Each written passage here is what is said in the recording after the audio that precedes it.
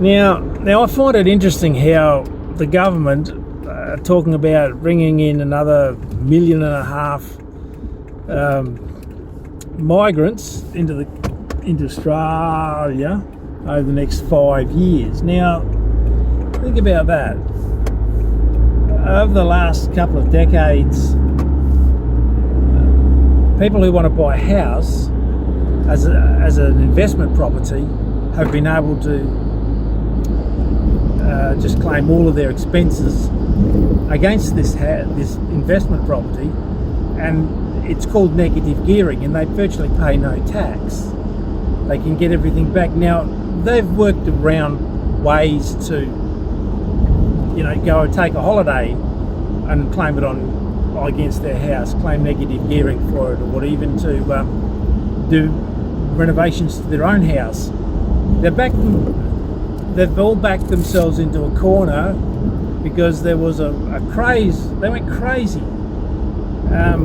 subdividing their properties. They have a good sized block, so the councils were in on it as well, and they relaxed the sizes of the blocks. People subdivided them and built new houses, 2 or 3 houses on them, and sold them and got rich that way.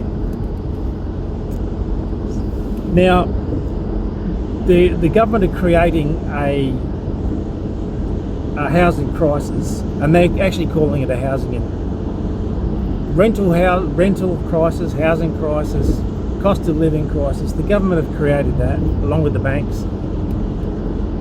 They're not saying the R word. They just will not say the R word. They'll say everything else but the R word.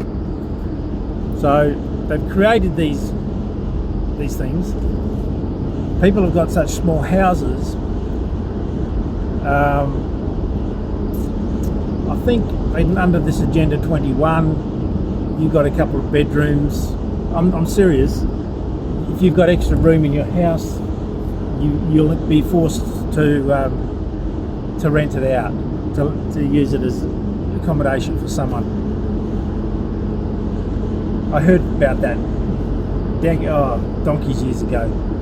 Now, what I'm trying to say, they can't put in the granny flat or anything because they haven't got the room now, so they're stuck.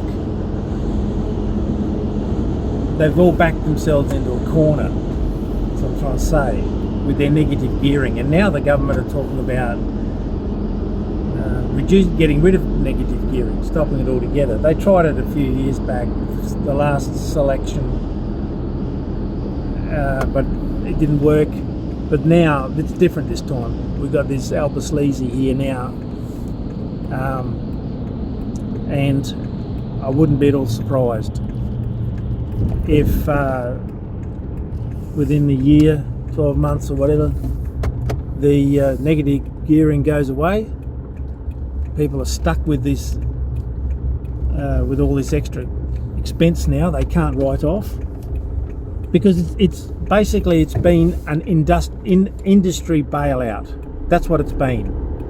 It's been a housing industry bailout. This negative gearing, and now the industry is very powerful lobby. Now if they lose their bailout, lose their negative gearing, what will it do to the housing prices? I don't know, but I guarantee they won't fall, because they'll find some way of elevating it, keeping it elevated. That's their job, Anyway, it's interesting.